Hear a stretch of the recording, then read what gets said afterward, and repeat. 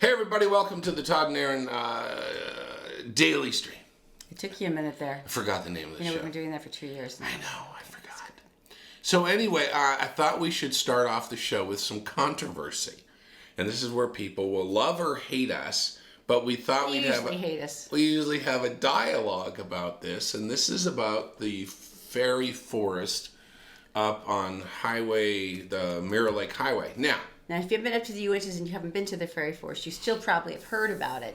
And it's this magical little place where people had gone in and they'd started creating small cairns, rock piles, with maybe painted rocks or something that was in memory of like a beloved child or a pet or maybe something that talked about their family. And they were very pretty, and there were little lined paths with stones, and it was lovely. It was very special. So here's the point. Is it state or national? I think, is it not Uinta? It's National Forest. Uinta National Forest? National Forest. And so it is on their property. It is on all of our properties because it's the nation's forest. And so they put up a sign now that they said no more graffiti and stuff like that. It's illegal to do anything on national lands. And they say they're going to clean it all out and stuff like that. And it's on about, I'm going to say, half an acre. It's about half an acre. And they ripped out a good chunk of it, and people had made like little fairy areas, like with little sweet little tree houses and tiny little villages for fairies. And people had put a lot of thought into it. There were a couple of times that we went up and we'd spend a long time painting a few rocks to put in there. Now, I understand part of their point, because there's morons that went up there and went, I'm going to color. And so they spray painted like a pile of rocks, or spray painted a tree. And you're like, that's not decorating for a fairy forest. You're just taking a can and spraying. All right, let's go back to randomly. the point. The point is, I totally understand. We totally understand it's national forest and it's protected. We do. We get it. What I think we've talked about this. The national forest has given up mountains for ski resorts, which I totally agree with. It's like, have at it. You get those two, we get all of this over here. Well, that back there, we've got hundreds and hundreds of square miles of this. If you're talking about destroying pristine land, all the campgrounds up there technically are also infringing upon pristine, untouched land as well. We understand both sides of this, I think. Studied forestry. I get it. I understand. But I'm just wondering why we can't set aside a half acre for people to go up and have this experience. Something that's kind of magical and cool, and you cross a little tributary of the river. Stream. Well, I know, but isn't it a smaller? Stream. A stream. Stream. And then you're into a really magical little place. And it's not gigantic, but it's special. And there's paths and there's walkways that have been created because that many people have been there. Lined with stones, and very it's pretty. Underneath a pine tree canopy. Anyway, our thought is that... Isn't there room... For half an acre? Of like a little forest. Of this coolness? That you can take your kids and like, are there really fairies here? And the excitement of that's really like... You could go in and... That violating? Take the dead sticks and build a little house and stuff like... Anyway, that was our thought because we've been spending some time in the Uintas. So we did some filming there because in case they do go on with the enforced cleanup, at least you'll have a memory of what it might have... like at one point. And what it could be. And maybe you'll see one of your rocks. So I don't know, it just made me sad. All right, so this is another challenge you're going to fail at, even though you want, how much? You don't know. $1,000. It's $1,000, Yes. and the way they're putting it is that you can enjoy 3 days at Joshua Tree National Park. Now, the trick here is they put you up in an Airbnb, and it's beautiful. I mean, it's got showers, outdoor kitchen and grill, hammock and air conditioning running water. Oh no! Don't give me $1,000. And then you get to go hike through the beauty of the world, the entire park, and and you can meditate and read a book. Except for you have to do it unplugged, which is so horrifying to me that I cannot begin to express that to you. We talked about my obsession with technology. Here's my phone. It's 2 inches away from me off the set because I can't live without my technology. This is our job. I have to have it. It is. We go camping in the Uintas a mile past reception on purpose. How long can we last? This is Overnight. what the Joshua Tree Park is doing. Is they're trying to do what the Well, it's actually not the Joshua Tree. It's satelliteinternet.com. It's an online resource designed to help people compare satellite programs. It's a Salt Lake City-based company. Oh my gosh! So Are you kidding me? If you want to enter this, I'll put the link in the show today. Just go to the Todd and Erin dailystream.com. I'll have the link there so that you can go and enter as well. Okay, you just have to enter by August 26th. Yeah, I, too, am going to enter. Yeah, okay. You're a loser. It is sponsored by who again? Read that name? Satelliteinternet.com. Oh, what do? They supply satellite internet for people who are in areas that don't have internet. That is just rude. This is like a sugar company sponsoring a diabetes study. This is wrong. This is exactly the problem with this. Until I saw that, I was like, going to enter. Oh, internet, satellite internet. Oh, really? Really?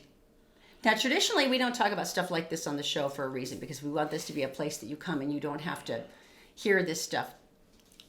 This next story. Because I think as a parent, I think as an adult or a human being, this is going to be out of control. And we don't understand it.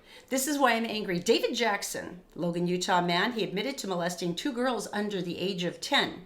He was just sentenced to 60 days in jail. Excuse me. He molested 2 little girls, and he was sentenced to 60 days in jail. Now, of course, the judge went over it above and said, you can't contact the girls anymore. Wow, thank you, Your Honor. What was the reasoning behind this? This is the thing I don't understand. There's nothing there. He has to register as a sex offender for 10 years. Only 10 years. That's it. As part of his sentencing. He pleaded guilty to attempted forcible sex abuse. Judge Kevin Allen said Jackson's crimes were abhorrent, but it didn't serve the community or the victims to commit the defendant to a long-term jail sentence. Yeah, it does. Yeah, it keeps them from doing it anymore. Yeah. Do you understand the concept of pedophilia? Do you understand why that happens? And where was this? This is Logan, Utah. The judge is Kevin Allen. I'm going to be writing a letter in concern and protest. According to his defense attorney, he told the court Jackson's remorseful and he suffered a lot of embarrassment. Really? Oh, kitten, I'm so sorry this has been embarrassing for you.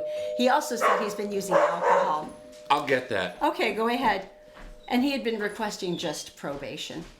So once again, it's Judge Kevin Allen. It is David Jackson who is now spending 60 days in jail for the abhorrent behavior he committed. So, and by the way, congratulations to those 2 little girls who actually told their parents. I am very, very proud of you. So ordinarily, we never talk about this stuff, but that one was so creepy and so egregious and so wrong that I thought perhaps if you're also a parent or adult who finds this abhorrent, you might want to discuss it. And perhaps also write a questioning email about that. And when a vote comes up and you know how you go through judge. I'd like to remember about Judge David Allen, who sentenced a pedophile to 60 days in jail. There you go. All right. Yeah. Don't worry about the door. It was your mom. Hi, Mom. All right. We'll be done in a second. Tell me something good.